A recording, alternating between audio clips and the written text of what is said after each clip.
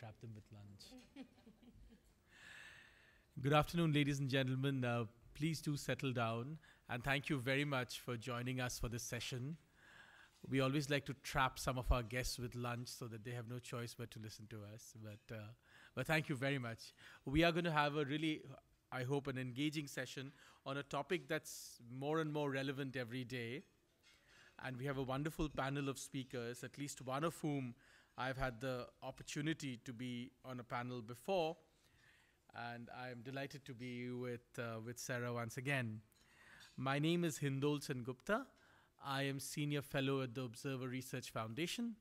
And I am chair of this panel, partly because I have a history of having worked in culture and history. I'm a historian and a writer by profession. And today we are going to talk about some of the issues that we deal with every day in a world where the very notion of creativity seems to be transformed, metamorphosed, changed, use the word you will, through technology.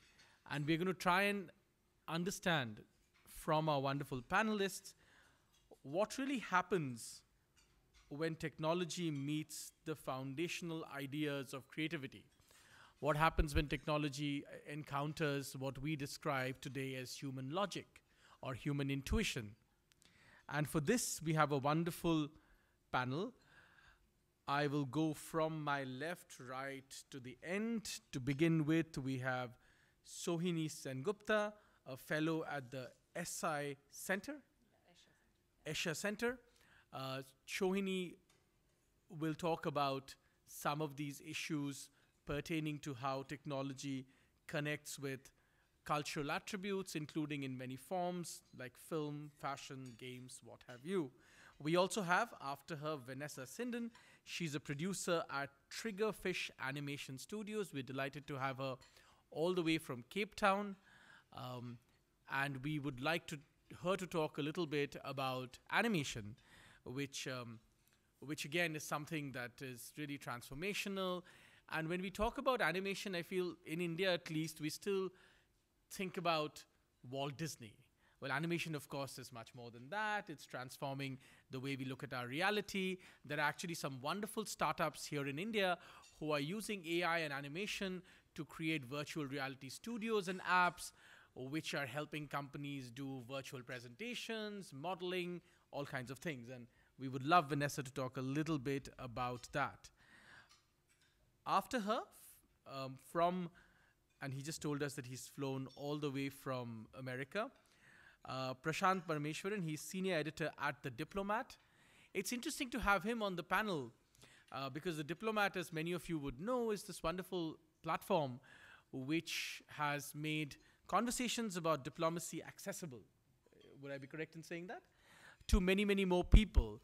A lot of people used to think that diplomacy is something that, frankly, boring old men do in, rooms like this. Well, I think the Diplomat is one product which has shown us that it can really conjure up and trigger conversations among everybody. Diplomacy affects all of us, and I think this is a wonderful organization that has helped us understand this. And last but definitely not the least, I am delighted to once again have on a panel Sahraa Karimi. She is the general director of Afghan film and a noted film director herself, always full of wonderful stories from Afghanistan about everything from its wonderful fruit bazaars to its creativity to its food. And as of today, she has invited all of us to host a program like this in Kabul. Well, I don't know about you, but I am certainly lining up for that if it happens. Thank you, Sahraa, for being with us. And we'll begin with you then, Sahraa. I want to talk to you a little bit about, and this is a theme that you often talk about, that, when these conversations happen, people don't often take into the nuances, take into account the nuances of a place like Afghanistan, its peculiar challenges, right? And I wonder, when we talk about AI, when we talk about animation and its impact on society, how do you think this is seeping into a society like Afghanistan, which is still negotiating so many geopolitical troubles? Could you put on the microphone, please?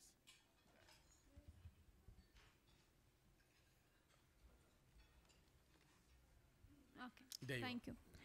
Uh, I was yesterday when there was a session. I was listening and I was thinking about Afghanistan too. That where we are in the where, like, as a Afghanistan, where we are in digital world. And I asked on Twitter some of my friends that where we are in digital world. There were plenty of answers, but not the direct answers to the question. They were about bombing, elections, about everything, but not about the question. When you hear about Afghanistan, and unfortunately, as I told you a few minutes before, unfortunately in Afghanistan we are still struggling how we take this bottle of water to the mountain, to the villages, in very traditional way. But world, they are trying to use digital, like, and in digital world, they're trying to use technology to find a way to get this bottle of water to the people. This is the big difference between us in Afghanistan and for example, with other world. Regarding the film industry and, for example, animation, which is it is a genre of like another genre of filming, we are so poor. We don't use technology very much, as you use in India, as people they use around the world. Because we are not, especially filmmakers in Afghanistan, they don't have enough skill and enough knowledge. And you as an animation, you know that animation is not just cartoons. It is advertising. It serves a lot of other issues, but we don't use it. We think animation or use of animation is for advertising of juice or car. We don't use it as a tool that to educate people, to inform people, to transform also the society. We don't use it, unfortunately. For that, in this area, especially with these huge changes, like technological changes, we are still at the beginning.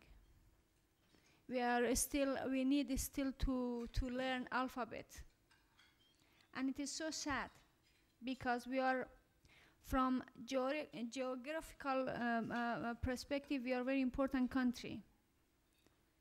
And as one of my, as Mariam, my friend, she said yesterday, what happened to Afghanistan will affect neighboring country and region. But unfortunately, still we are, after 18 years, still we are like have a workshops and trainings about very basic things, and in a very basic level, and we don't trust, maybe world doesn't trust Afghan people, Afghan youth, to train them in higher level. So it is in general, and in particular, like in animation, film industry, and everything, we don't use very much technology as we need to use. Okay. Wonderful. Thanks very much, Sahraa. We'll come back to you in a bit. I want to now move to Prashanth. I want to talk to you a little bit about, a few years ago when WikiLeaks and all these, sort of platforms started coming out, there were all these questions about whether information truly becomes more free, and if it does, then whether diplomacy can survive at all, because some diplomats would strongly argue, well, diplomacy survives in subterfuge. It survives because there are things that are not said, upfront and on people's faces, and if everybody had to be open about everything, there would be no diplomacy, right? And now people worry with AI and all these other technologies coming in, what kind of manipulation would creep into the art of diplomacy, so to speak, that might change its very nature. And I'm wondering whether you could talk a little bit about that.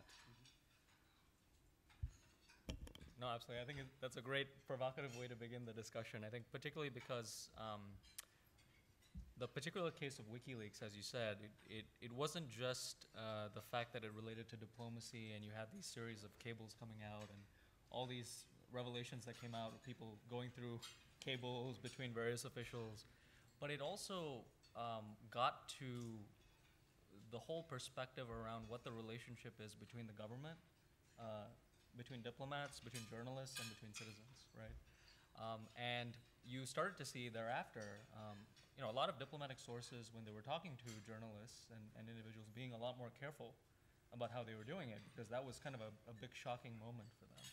So I think that was one big shocking point. I think the other big question for big data and AI is, I think we've had this conversation about how is this going to actually reshape or revolutionize how we do the news, right? So do we think about reporting and journalism as somehow being automated 20, 30 years from now? Could we have a machine or a robot sort of procuring these stories? And I think there is a tendency to say, no, this is a very creative thing, only a journalist can do this, it's a very human thing. I think we've already seen some instances of automation at a very basic level. So a good example of it is, the Associated Press, which I'm sure most of you already know, has one of the largest databases of photos in the world, right?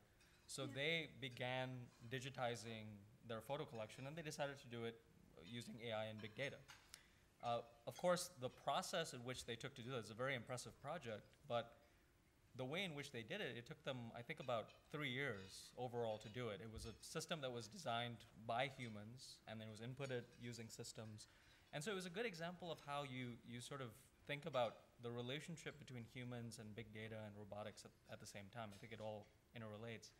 I think the other thing, the other example that's very interesting with respect to big data and robotics in the journalism industry is, you do have all these surveys coming out, and McKinsey's done one of this, for example, and says, listing all the occupations in the world and how are they likely to be disrupted by technology.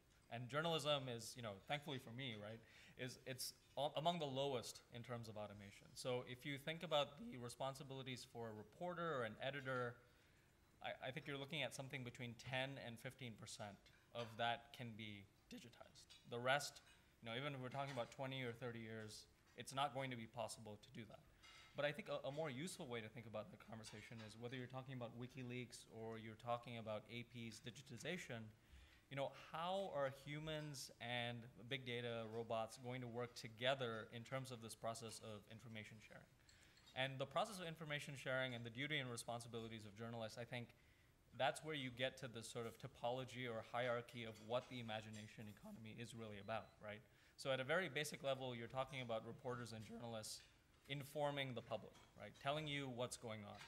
That now, to be honest, if you look at 20 or 30 years, we already do have systems that automate certain stories. So if you have an earthquake that is taking place in Japan in 5 or 10 years, it's not going to be a reporter that's telling the story. It's going to be machines largely telling that story.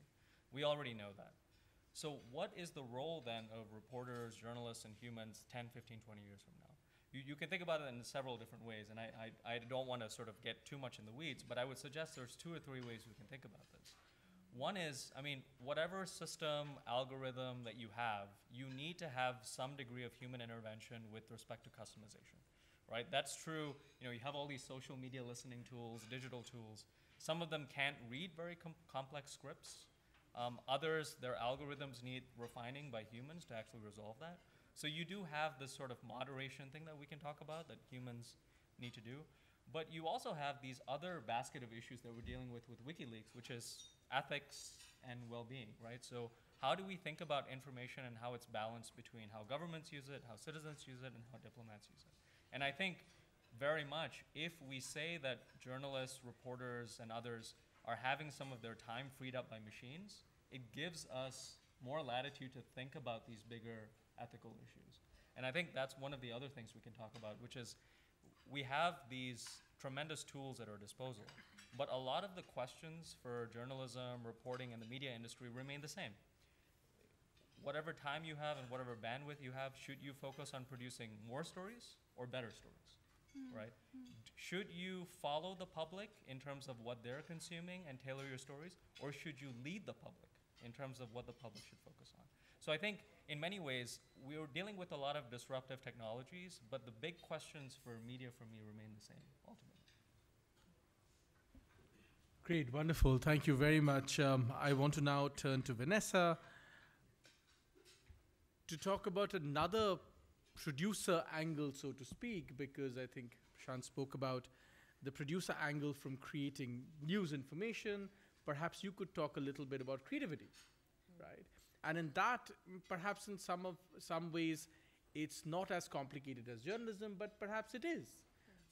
You know, the use of AI in morphing bodies and faces and identities, you know, and for their use in different kinds of entertainment and so on and so forth.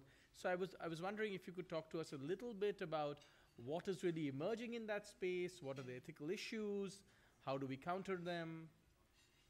Thank you. Just a little bit of background. I represent Triggerfish, who have been in the animation industry for the last 22 years. We are Africa's leading animation studio, just from an original content creating perspective. We create feature films, television series, and we create content that is what we're hoping and what we're doing at the moment and going forward is authentic African content that leads the market, that leads thinking, that leads in the human connection.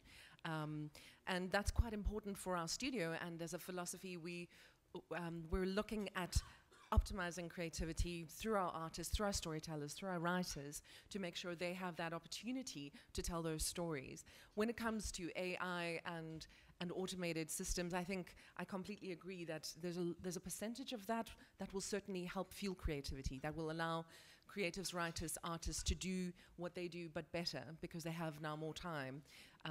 As an animation studio, we're as filmmakers, we're wanting to tell stories from the continent that will change the way the world consume and see certain cultures, cultures that have been unrepresented. And so it's very important for us to lead with a strong story that can connect to families. Our market, our family audiences on our feature films and our television series, and we hope to penetrate world markets and to show something that's unique from the continent. And so it's very clear for us, our vision and how we connect with virtual reality and also sorts of computer generation technology. We really see it as something that will optimize and allow the human connection and allow our artists to be creative. If we can't connect to audiences because of with great scripts and characters that show empathy and show connection to world perspectives and appreciate and respecting cultures, then I don't think we'll have strong an audience impact. And that is key. I think I'm certainly nervous of the next 20 to 30 years of what that would look like in terms of artificial intelligence and leading in the imagination economy, because I really feel that we won't connect as people if we're not telling stories from the heart, we're not telling stories of people and allowing our children to grow up having heard those stories and to allow those stories to shape their future. So there's a part of me that is very excited about the way that automated systems will fuel our creativity, but very much as creatives, we need to lead in this space. Otherwise, we will be giving over to general ideas and general stories and things that won't push us forward as people. I don't know if I've answered your question. Thank you. Can I add something to her? Yeah, I'll just come back to you. Let's give Shoni. Because of animation. Okay, sure, quickly. I had an opportunity to go to Pixar animation studio like a few days, like 10 days ago.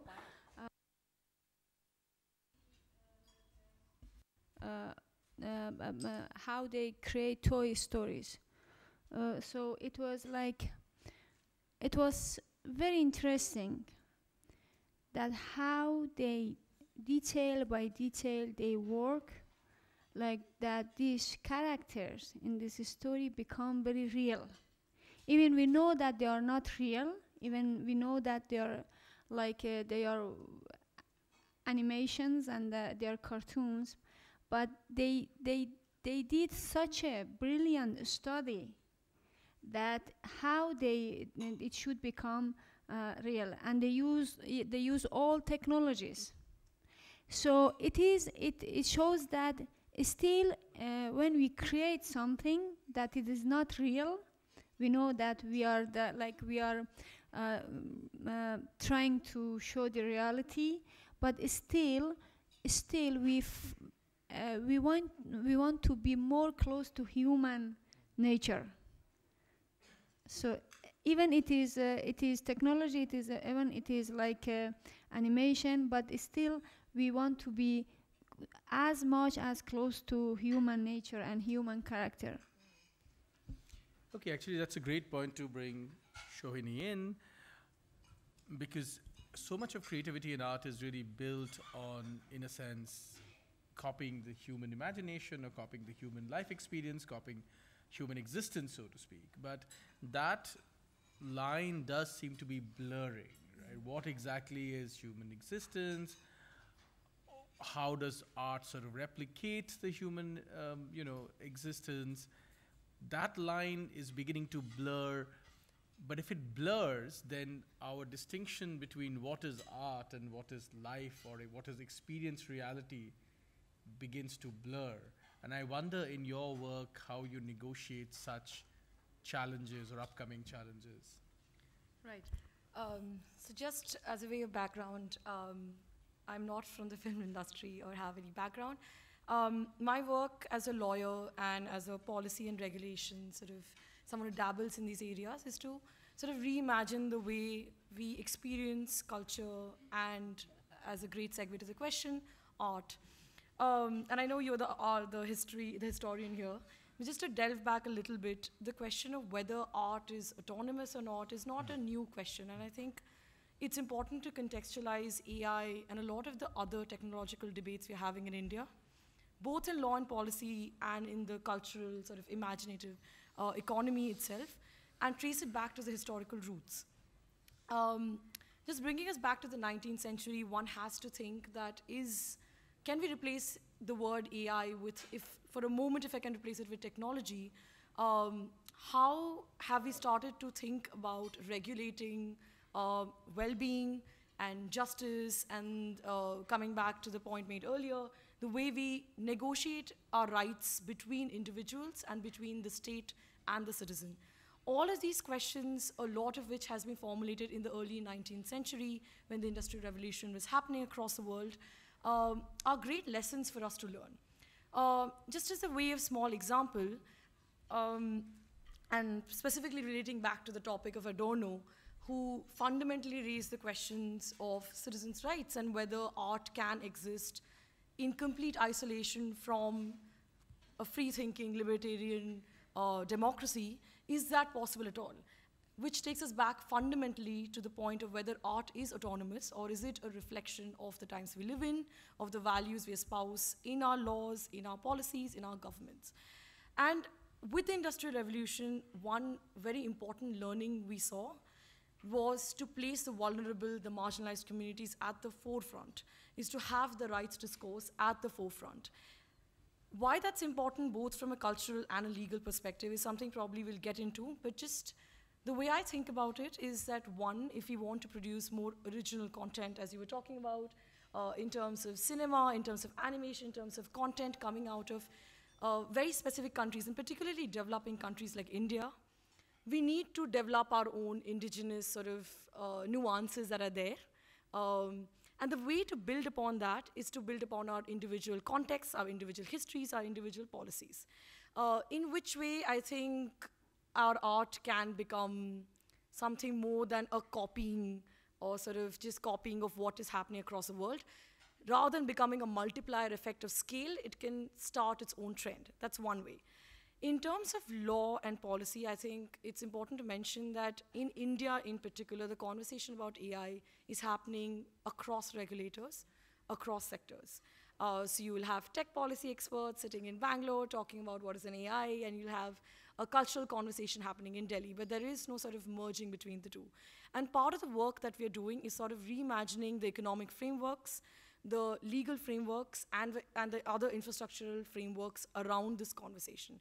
So just to end on a small sort of example, in the context of culture and copyright and who owns the art at the end of the day, think about your phones, think about the iPhone that you have, think about any phone that you have, think about the music you listen to on Spotify, think about the movies you stream. None of it is owned by individuals anymore, right? The concept of ownership itself is changing. Ownership has now come to mean using it for a particular time, so streaming. Ownership, for example, right now in terms of Kindles and ebooks just means owning it for a couple of months, or using it for your own purposes, but not really owning it in the sense that we understand in terms of property. So if I watch a film on Netflix, I don't really own it. I just pay subscription. I have unlimited access to it for a month, and then I have to give it up.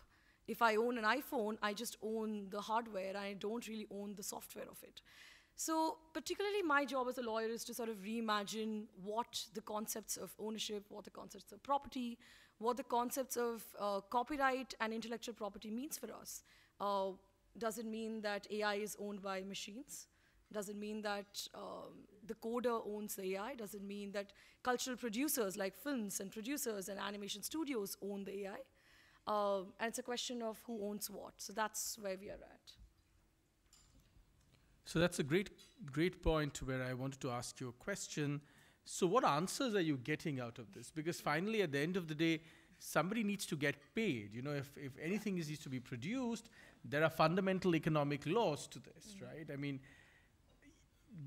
and of course, you're asking a very important question. At what point does the machine begin to, in an autonomous sort of way, begin to create? And then who's the owner? Is it the person who built that machine, the owner of what's coming out, the information that's coming out of the machine? Or is the machine, which in a sense has learned the subject, for the lack of a better word, and is producing its own content, the owner? So what kind of answers are you getting? Because this is a question for writers like me, filmmakers like Vanessa and many others, and Sahraa, and journalists, that finally somebody has to give us money to do the work that we do. Yeah. And what is the funnel? So are we coming to an era where only the people who will make money are the big tech giants? What about the producers, right? So perhaps you could throw a little bit of light on that. So to come up with an answer here would mean that I'm on my path to greatness. So that's not happening. So one way of looking at it is, at least particularly in India, and probably true for across the world, we are negotiating rights right now.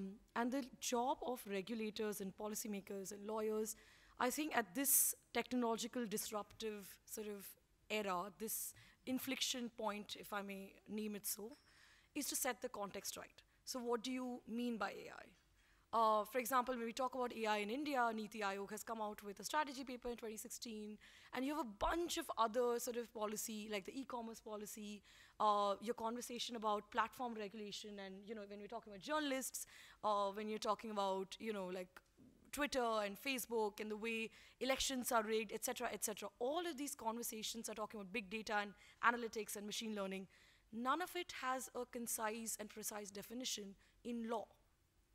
Right now, in the world across, and probably Europe is leading on that front, data protection, on competition law, I think the job of lawyers right now is critical, is to set the context right, is to say when you talk about AI in films, this is what it means. When you talk about AI in electronics, this is what it means. And just a small example, there is a difference between automation and AI, right? Like when I automate a function, I can write a speech and a robot can sit here and sort of read out the speech. That's not really AI, and we had that technology a long time ago. So nothing in that sense has changed.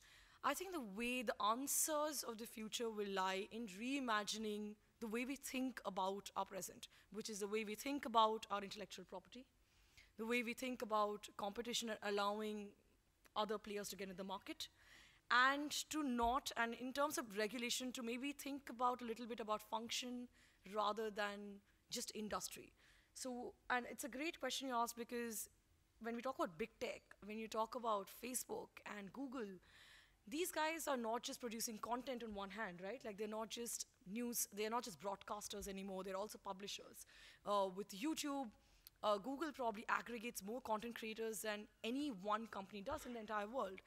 So you are no longer looking at a monolith of, okay, let's tag them as a platform, as a big tech and regulate them under one. So we need sort of a more multilateral approach to regulating them as well. And then I think we can sort of tie in these different perspectives of law, of economics, of history, of specific contexts of films, etc., and come on board and then start talking about it, which I don't think is happening, at least in India at the moment. Okay. Can I get Vanessa in on this, because she's also a producer? Well, that seems quite uncertain then, because we really don't know, but people like you and me have to continue to create to make a living, but we are unsure about the pipeline of revenue that it'll bring and where it'll finally land up. How does one negotiate this? Very good question. And from my perspective, as a filmmaker, we are not in the business to become wealthy, to own absolutely everything that we're creating. We're in the business of bridging gaps, creating an opportunity for artists to take their stories to the world. And that's an interesting perspective, because maybe an interesting perspective in this room, because we really are more passionate about the fact that there are many people who don't have an opportunity to see themselves represented on screen, to hear their stories from their cultures. And those are the driving factors for us, which question policy, and we're not, personally, I'm not very focused on AI and how that will change what I'm currently doing. I really believe that creativity will lead, and AI will support and fuel creativity in the animation filmmaking space. I'm more concerned about our focus, and our focus on policy related to AI. I feel like our policy related to making sure that creative economies are supported. I've come from an emerging country, from an emerging continent, and our economy is related to creative economy. I really don't think we're thinking about it like we should be. And I think we're missing an opportunity. Perhaps it's similar in India. And so my concern is really just about creative policies for that we should be thinking about to support people to create, as opposed to how will AI affect our creativity. And also just to focus in on education. And I really feel like our children are not being educated to actually stand up in this as we head to imagination economy. At the moment, we're coming out of an industrial era, and we're very focused on mining and agriculture and so many other things. But giving creative economies that space, from as little as growing up and actually being educated, I feel like in emerging countries, we're not focused on that. And so for me, it's looking to policies that support education, making sure our children are a part of the conversation and have a free and fair chance to be creative are the things we should be focusing on. And so that's quite clear for me, just in terms of how we have a platform. And I currently am producing a TV series. It's the first African animated TV series for Netflix called Mama K's Team 4. And it's based from Zambia, and it's about 14 girls who have a superhero journey. But it shows 4 black girls who are on the screen representing girls who engineer and code and save the day, save their city. It's a similar theme to any other content out there, but it's for 7 to 12-year-olds, and we're really hoping this will shape and be one of the products that shape how girls look at themselves. It's an international release, and I think there's other exciting movements. Big companies like Netflix are supporting the Sanjay Patel's Ghee Happy is an Indian wonderful series. It's a preschool series. So content like this is being supported in emerging markets, and I'm really excited when big companies come in to disrupt the market and allow for lots of cultures to be represented in one space, and making sure that human connection is there. So I'm always going to focus on the human connection and making sure we get that right and allow creativity to flourish, as opposed to seeing how AI will limit our creativity or possibly take over our creativity. Wonderful. Prashanth, can we now turn to you? Well, one would say, or one might say at least, the diplomats have it easy in this, because they'll always have somebody to pay them. At least they're not worried about that. But people who write about diplomacy are slightly more shaky ground, so to speak. And you, of course, explained in your first answer that you do believe that a large part of what people like you do, in fact, at least in the next 30, 40 years, is unlikely to dramatically change. And I think you're perhaps right, because New York Times success is perhaps showing us that there's still people who value content. I think they now have, 5 million paid subscribers. This would have seemed impossible even a few years ago, right? But I want to come back to that point of diplomacy, the art of diplomacy, so to speak, right? And I want to connect that with some of the things that both Vanessa and Shoini were saying. The impact of all of this technology coming together is not just between nations, but it's also about the people themselves. It's about how you manage the information that comes out of a meeting, for instance. I know, for instance, one of India's struggles recently has been, and indeed some victories also, in acquiring information that comes out from diplomatic meetings in other parts of the world, which have slipped out via technology far faster and easier than one could have imagined even a few years ago. And I'm trying to understand how that impacts the art of diplomacy. Yeah, it's an excellent and also very difficult question, because I think you're right. I mean, the contents of diplomatic meetings, how sources manage that information, even in our case at the Diplomat, we get questions all the time, and other news organizations too, about, we're talking about this notion of ownership and reporting. If you have an army of freelancers and citizen journalists now, and these individuals aren't afforded the same rights and protections as journalists and reporters per se, then how do you think about, what Shoini was talking about, right? So this idea of negotiating rights, when you have a community of people that exist and are doing a lot of good work, but society hasn't really kept up with their protections and rights as they are with traditional occupations. It's an extremely difficult question. And I think the other thing that you sort of brought up in the question with respect to diplomats and governments is, this is a question, when you get to the question of negotiating rights, coverage of events, these are fundamental issues of power, right?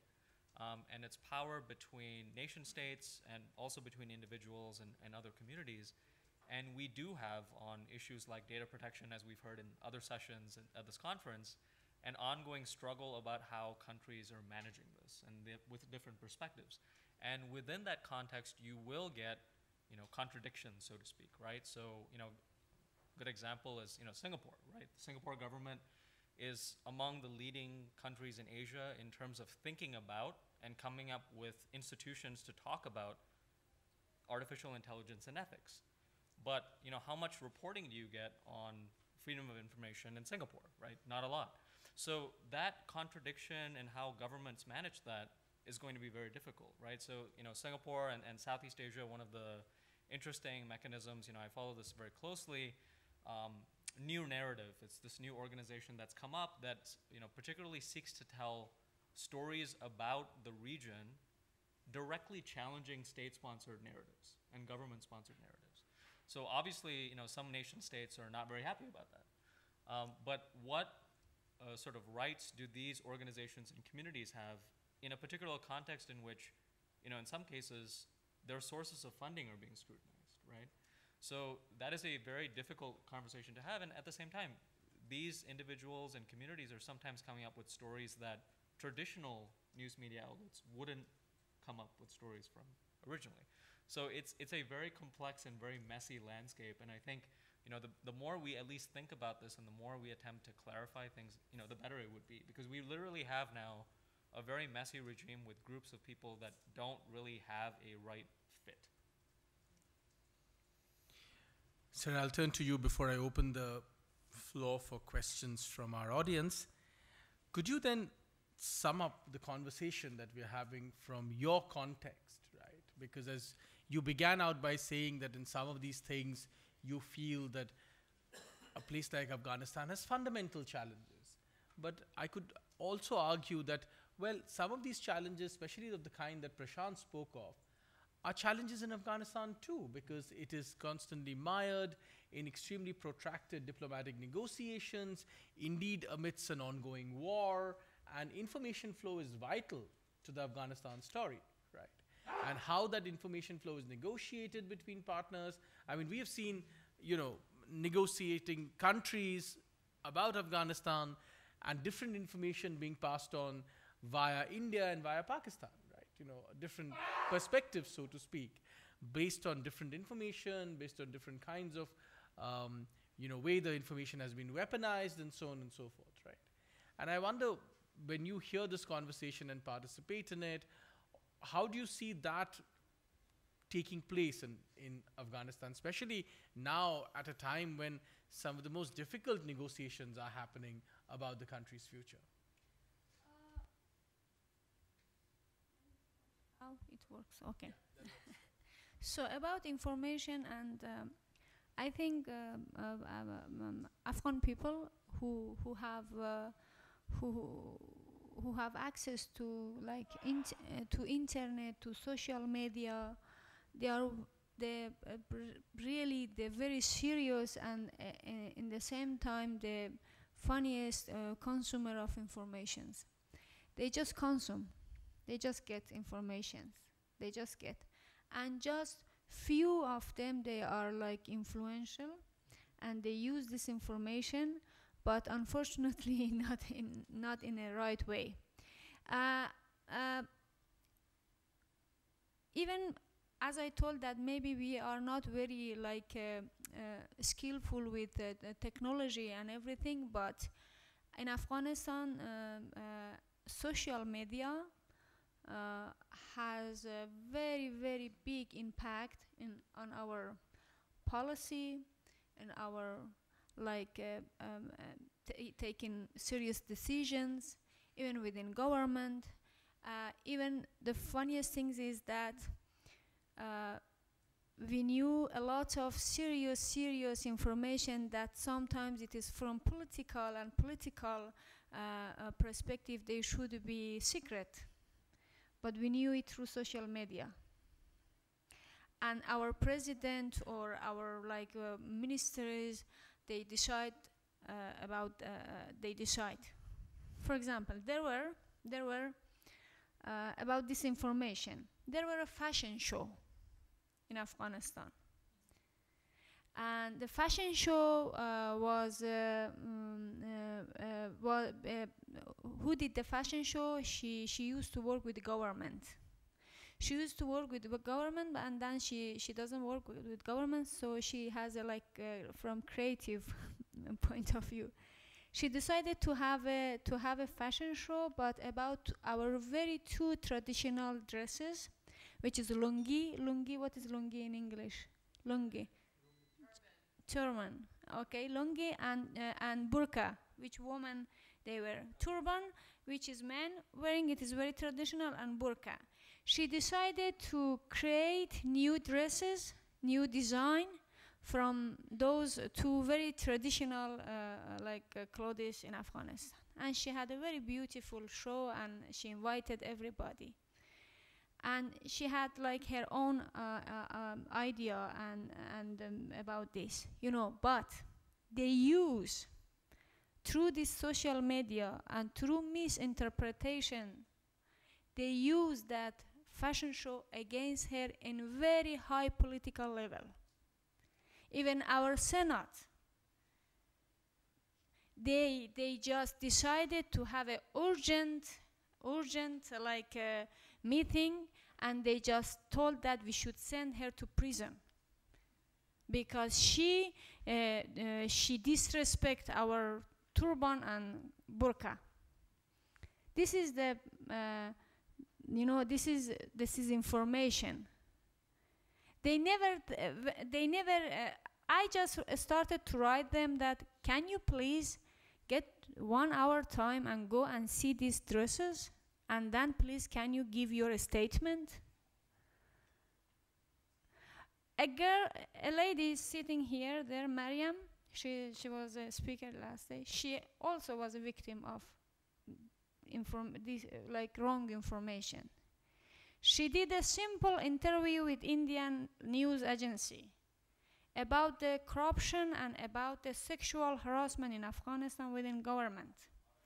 She said that it may be true, but you know, they use it in very political level, and they just told her you shouldn't return to country, otherwise you directly go to prison.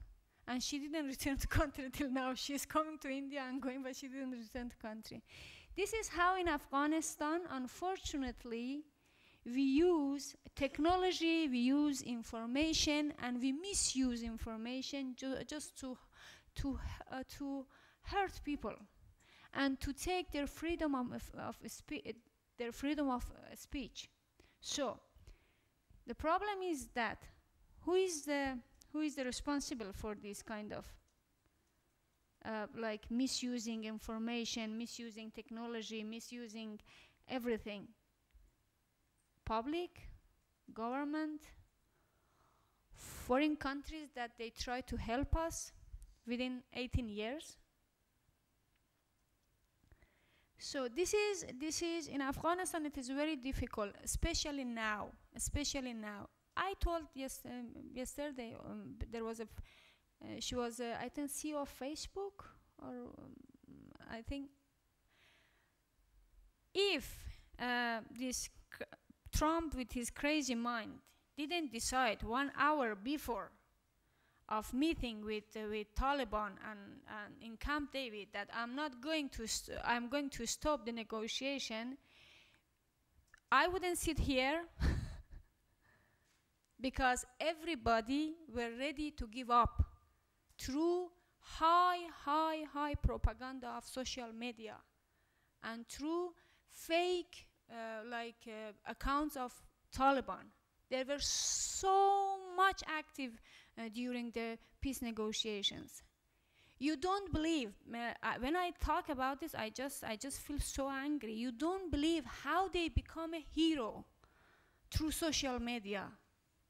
How they were so proud, how they they were God on the earth suddenly. But then this crazy person decided, okay, I'm not going to have this talk, and we were like, ah. But this is a power of social media, power of technology, power of sharing and having access so quickly to public, to people. And how you can manipulate a nation with the wrong information and with this misusing information. And unfortunately, it has a very bad impact in Afghanistan.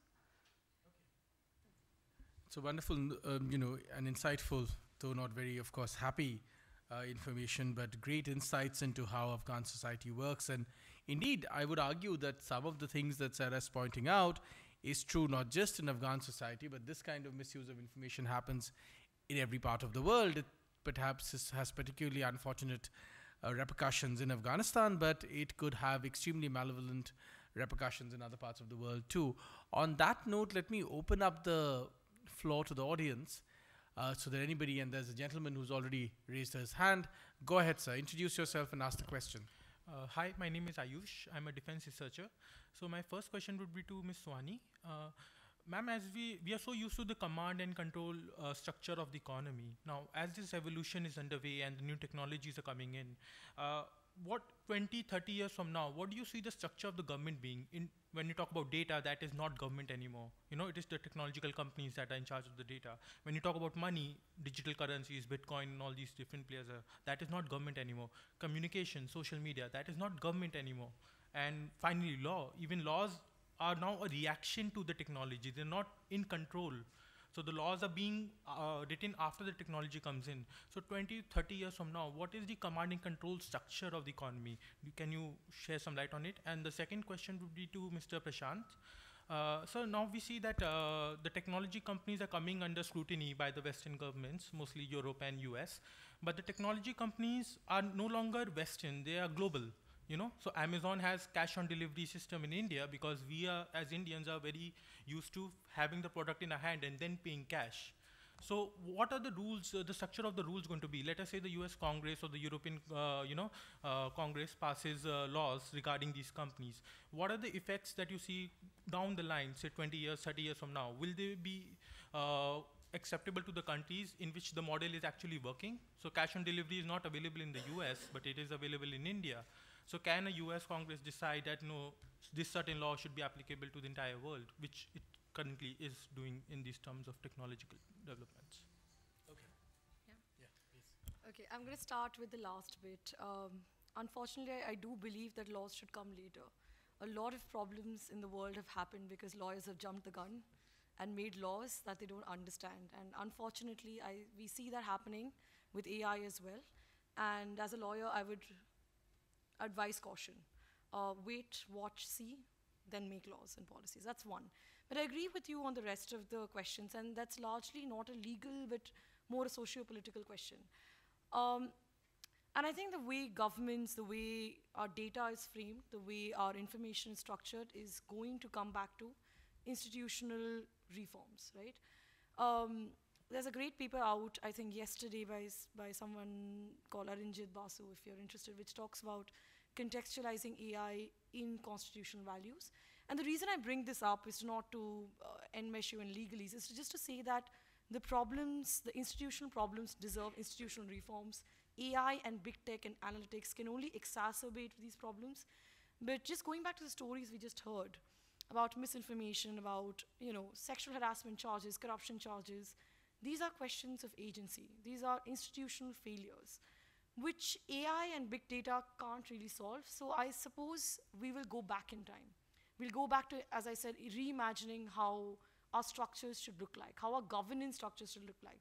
So for example, in the context of India, should the RTI Act continue as it is? The way citizens negotiate with governments, will that continue to be in this direct, open manner over technology or through, say, courts? Those are the fundamental questions we're going to come back to. Who is going to interpret the laws for us? Is it going to be the judiciary, which has been happening in India because we keep going to the judiciary and they keep sort of elaborating upon their role, which is not really ideal? Or will we go back to a really well-functioning democracy, which is based on open consultative policies, where citizens take up mantles of rights and stuff and sort of go back to parliamentarians and then renegotiate it? So a lot of these governance structures will depend on how we react to the failures in the world today. And I don't suppose we have to look to new ideas. I think the ideas of constitutional democracies have proven to us that fundamental values are already there. We just need to think about applying them to new concepts. It's my sort of, Prashanth. Yeah, I mean, on tech companies and government, I think this is something which we're only seeing the start of the story now. I think it's very much something that's going to be played out in the next few years.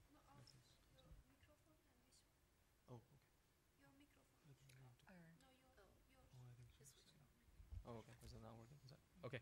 Can you answer me? Oh, I think you gotta turn. Okay. Does this help or? Oh, this one. Okay. All right. Can we hear me? Okay. Good. Okay. So yeah. So the tech companies and government. I think we're only seeing the start of that story. I think how I would think about it is sort of 2 or 3 aspects. One, I think we're still kind of negotiating this process where we went through this process of globalization, where we thought, and with big data, we got very excited about these companies thinking that the world is a very interconnected place. And now these companies are slowly figuring out that no, local context and regions do matter, right? A good example is the Rohingya crisis in Myanmar that I'm sure everybody's already heard about. And Facebook having to think, well, if we're negotiating hate content and we're thinking about content managers, maybe we should get people from Myanmar or people who actually know something about the country and actually talk to those people to figure out how we're managing that context, right? So this may seem like a very basic thing, but for these big companies, having to learn the fact that country context and regional context matters is, I think, something that's going to continue to evolve. I think 2 other aspects I'd mention very quickly. One is this process through which we're negotiating whether we are talking about the relationship between technology and governments as being an interconnected international conversation where we're going to have some kind of sort of international agreement or a series of international agreements, but unfortunately now is not the high time for multilateralism and internationalism.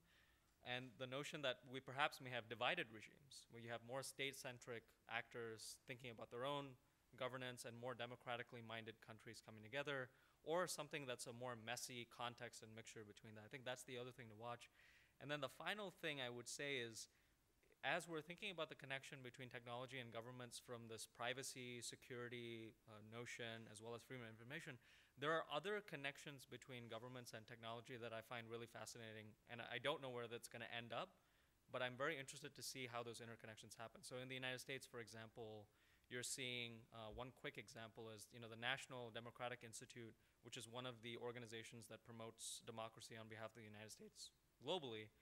They've been thinking about how can we partner with Silicon Valley and other companies and big tech to really revolutionize how we're doing democracy promotion tools, right? We can no longer sort of go out and do messaging the traditional way. We should think about, civic education and educating the youth through, interactive games and other digital software. And so that connection and that story is still something that's being written. But it's just important to emphasize, too, that whereas we're thinking about the downsides of big tech, there are these other frontiers that offer a lot of opportunities, and I don't know if we've really exhausted those opportunities moving forward yet. So. Okay. Thank you very much, Prashanth.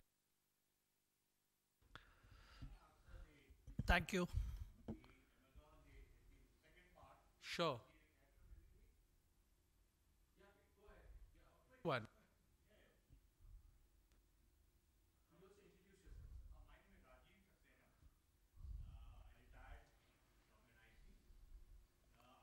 Proponent of e-commerce since the year 1990s. Let me answer this question.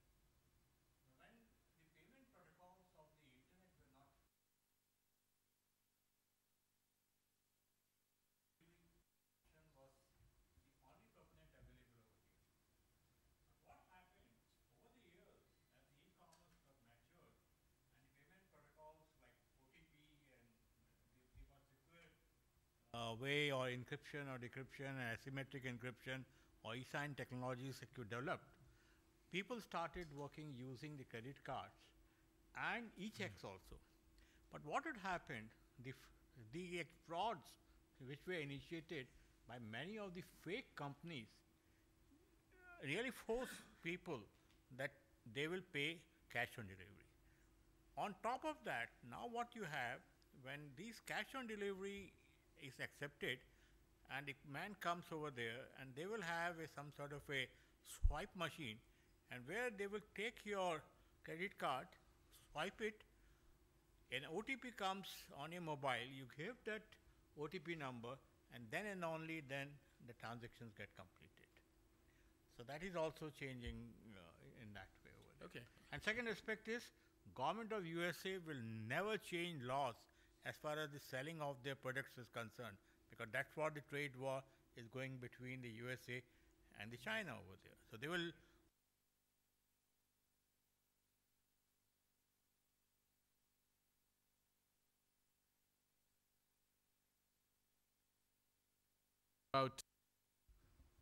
I think you're making a good point about the trust deficit also, which remains a problem. Go ahead, sir. You wanted to ask a question for a Well, I'm Ejinal Chakravarti, and I think we've been hearing too much of technocrats speaking. I think we need a military perspective. And I've been a user of AI. A little introduction, I got the Bofors gun from Sweden, and believe me, there was no computer in London in those days. And there was nobody in India who could deal with technology. And then went on to unmanned aerial vehicles, the UCAVs, and also to a supersonic cruise missile. And I want to share something, ask the diplomat. You said it's going to take 40 years for things to happen. I think we are sadly mistaken. We have a school in Bangalore where robots are teaching physics, chemistry, maths. I'll give you the name, Indus School in Bangalore. Which world are we discussing in? Please, the cognitive domain, and you must also understand one thing. 5G is not still prevalent in the United States. China has already overtaken you. China has overtaken you in swarms. So engineering in the innovative domain is no longer a preserve of only the Western nations. or of the MITs and IITs and NITs. Please, I think they have come to a comfort zone. They need to get, being a battle-hardened professional who has to innovate at all costs. And who's told, oh, this is not functioning. Now, I would like to say the timelines itself needs correction. I think within about 10 years, you're going to have people in the cognitive domain take on. This is a hard reality of my studies because of the competition. Technology is purely based on competition. You make today a supersonic thing, next you have is a hypersonic, after hypersonic you'll have hypersonic from a ramjet. It is not something which is in a comfortable thing. And once the militaries start competing, which is what is happening, which you are very right, it's a trade war. It's no longer a trade discussion. Soon it's already a technological war. There's an information war today. I mean, you're not going to have bullets anymore. Last night, I found that Citibank doesn't take on, I'm just giving you, any other this thing other than the Chennai Citibank. I tried to transfer to State Bank, it was under maintenance. I tried to transfer to PNB, it was under maintenance. And right now, I have to walk to Citibank to pay a credit card use. So therefore, these timelines are not going to be US based. They are going to be now a war between the two. So I think, firstly, that needs correction. And second thing, governments have to wake up. The democratic process, by and large, does not enable the government to take quick decisions. Most of the people, as discussed earlier, are not technocrats, unlike China, which has all technocrats on top. So I would like you to take, and having been a diplomat myself, after all, I was posted in Vietnam as the defense attaché, and so I know what is diplomacy. You're soon going to have robots undertaking a lot of diplomatic missions. If hotels can be run by front desk people, and even this Pixar and all, I remember reading Steve Isaacson's book on what you call Steve Jobs. When he started dealing with Toy Story and Pixar, he found that it's best that if you can get some other people to do it. I would like you to please answer this, sir. No, I think the reference to 40 years, and maybe I misspoke, but I thought I was being clear. So when I said the 40-year timeline, I was referring to the revolutions in the journalism space. So I don't think that journalists and reporters are going to be replaced in 40 years. So I think we can probably all agree on that. And that figure was coming not from me, but from a McKinsey report that suggests that journalism and reporting among the various occupations that we're talking about is probably least likely to be wiped out in 40 years. So I would agree with you that on certain aspects, you may see more revolution and the role of AI and robotics may be greater. I would just caution though, and this is my own personal take, I think if you look and you go back 30 years, 40 years, 50 years, and you look in every instance really about where folks thought we would be on technology and where we are today, we're nowhere near that, right? If you go look at movies, pop culture, you look at the projections. So I would caution us in thinking in terms of disruptive revolutions on technology.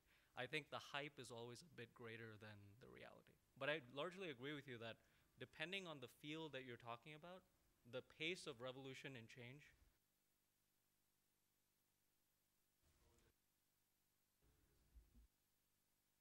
about what fields we're talking about. Okay, we have time for two last questions. The gentleman here raised his hand and the gentleman there has raised his hand.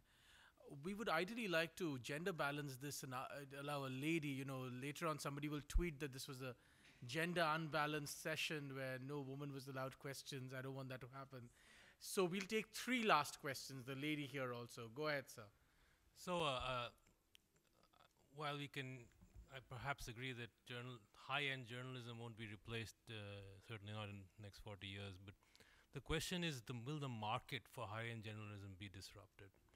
Because of targeted reading, when people read only what they like and the lowest common denominator gets amplified, is this more of a danger, which is already happening, doesn't require more technology? And so the opportunity to lead the society with journalism, how much remains if there isn't one newspaper that everyone reads? Can I just add one thing before Prashanth answers that, since it's journalism? Actually, I would argue that we are seeing, at least in some spaces, the reverse. Let me speak from experience. I just concluded 10 years of working with Fortune as its India editor at large. And I feel that we had a lot of enthusiasm about everything going on to Twitter and Facebook and blah, blah. But increasingly serious writers like myself are using less social media, not more, because it has become a distraction in the work that we do. And we feel that it's not adding the value.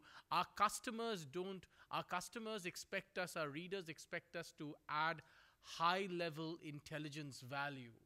They don't expect us to gather 10 tweets together and put together a story, right? And that costs money, that costs mind space more than money, right?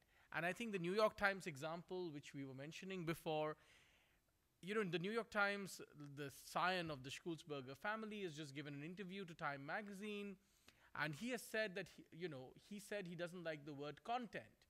He says what we do is not create content, we create journalism. And they actually have been investing steadily. They've also had the resources to invest steadily into journalism. And that's bearing fruit. I mean, they now, as we were saying, have 5 million dedicated digital subscribers, right? Which is... Well, you said that... You answered the economic question. Yes, there will be a market for the paywall, that's fine. Yeah. The question is, will journalists be able to lead society when a large part of society is not high-thinking enough and they're happy with their targeted, automated, whatever? But that's an assumption, and I'm just asking an opinion. Yeah, so I feel that's an assumption that everybody... I think we are also... There will be some sort of balance. I think a lot of people are realizing, including in India, that there is a cutoff date to people shouting on television channels and videos at you and throwing WhatsApp messages at you. That at some point there is a trigger for people. Anyway, I'm not a believer that, the society naturally is led by masses. It's probably led by a small bunch of people. Go ahead, Prashanth. Yes.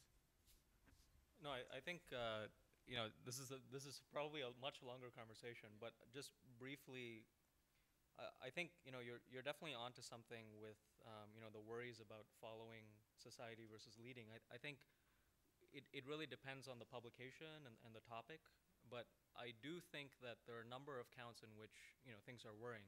If you look at where we were on advertising and digital revenue 10, 15 years ago, and folks saying, oh, this could be a great source. Now who owns the digital advertising, right? It's mostly Google. And to the extent that you see any kind of diversification from that, it's only in the hands of a few folks, right? So, how can you, so if you're talking about that, and then you talk about, in the United States, for example, the media industry, as I'm sure most of you already know, is owned by a select number of companies and organizations. So this idea of a siloed approach, so we get a flood of information, and we have individuals sort of going to their own separate tracks and just only listening to the information there, rather than exchanging cross-pollination of ideas, huge deal. I think one of the things that's an opportunity that I think is interesting is we're seeing a lot less focus on institutions and media names and more focus on personalities and individuals. I think there's a lot more, when you get a flood of information, people are saying, I trust these 5 individuals to help me navigate the space. Now, those people may already have the same views as you do, but if you are one of those people who wants to be one of those personalities, promising opportunity, because it doesn't really matter what outlet you're at, your personal brand is what matters to followers. Yes, ma'am, go ahead. Hello. Okay, so my name is Halil Mboy, and I am a serial social entrepreneur from Tanzania. One of the brands that I lead actually focuses on arts and development. So I love this panel. So just to kind of share a reflection that I had, it's not necessarily a question, especially when you are speaking, Sahraa, is, I'm really sorry about everything that's going on, but one of the things that I normally say is, tech, as we speak about it, AI and so on and so forth, these are products of man, right? People hurt people. At the end of the day, all these things are simply tools that we create and we use to an end that every individual decides what they want to do with it. So at the end of the day, the question for me normally is, how do we make better people? because all these side effects, all these negative impacts of this sector come from people not necessarily having the values or the beliefs or the tenacity to want to take the world forward in a way that it will be able to better and benefit everybody. So even talking about, we use the terms, tech, government, AI, and so on and so forth, but I'm like, okay, these are all systems that involve a lot of subsystems that have people within. Like, we have removed the individual out of the entire system. And I'm like, we're talking about people.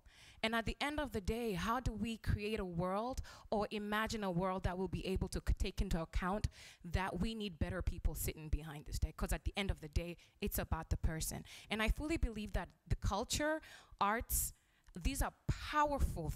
They're powerful in bringing people together, in telling stories, in helping us develop new frames of thinking, and in helping societies grow. So as we're thinking and imagining this future, we must be very intentional in making sure we balance out how we pull in this culture aspect forward. As we're thinking for IR, we should be thinking of, how does this, we should literally really pull it together. Because right now, I feel that this conversation normally takes a back burner. So the question is, how do we pull it forward as well? So that was more of a comment than a question. More of a comment, yeah. But somebody might want to. Yeah, go ahead. I think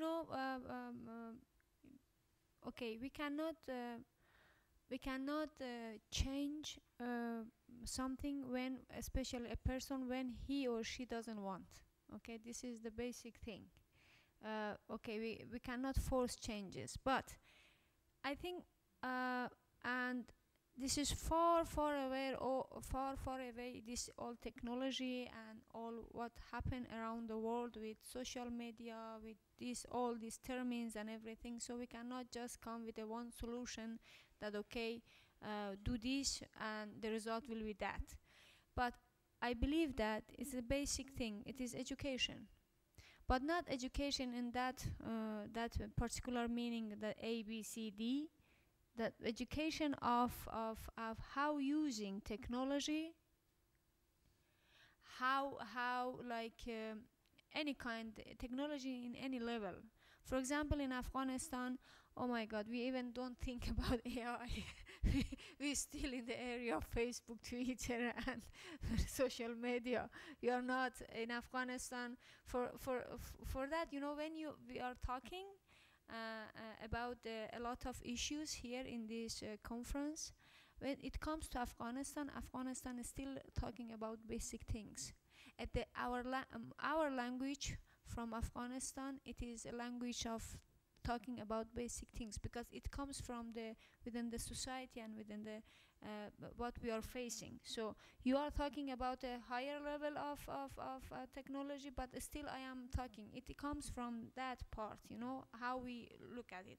But it is about education, We should start also to educate people, even with the PhD, to re-educate them to how to use this technology in different level and aspects.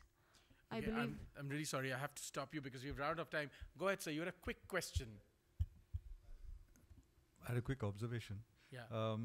More things change, they remain the same. If you read Yuval Noah Harari, you'll know that things seem to change a lot, but they remain the same. The problem in Afghanistan is more the mindsets of mullahs who are living in a different world, basically. It's not the problem of the technology. Technology is neutral, right? In the old days, you had highways which brought people together. Now you have the internet. It's bringing them more together. The whole world has become a little village. And one more interesting thing I'd like to observe is that what is the impact of AI on the creative arts? Storytelling is basically a person-to-person thing. That is never going to change. AI and robotics are not going to tell you stories. They will assist you in telling stories. It's like using a word processor to write a document instead of writing it by hand. And nowhere is this more evident. I went to a play the other day called Dopahari by Pankaj Kapoor in Bombay, where the entire play was one man standing up and it's a monologue. And the story that he told brought an entire world alive. You were visualizing the whole thing. There was no technology there. Years ago, I used to work with Animation Workstations Group in IBM Research, and John Lasseter from Pixar had come, and he showed the picture of that little lamp, Luxor lamp. I saw that same thing in a very crude sketch form and in very sexy animated form, and I found that the sketchy form, which is low-tech, was much more interesting because it told the story. The story was important. So I feel the story is always going to be important. Empathy is the word that you used. Empathy is going to be important. Empathy cannot be created by machines, right? So creative arts are going to live for long. It's just that the tools that we have will be more advanced. Okay. Great. That's a great point in which to. Sorry, sir. We've completely run out of time. My apologies. We've completely run out of time. I'm really sorry.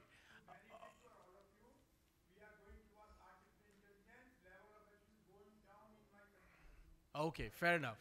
All right, sir. Thank you very much, ladies and gentlemen, for joining. A round of applause for our great panel. Thank you very much for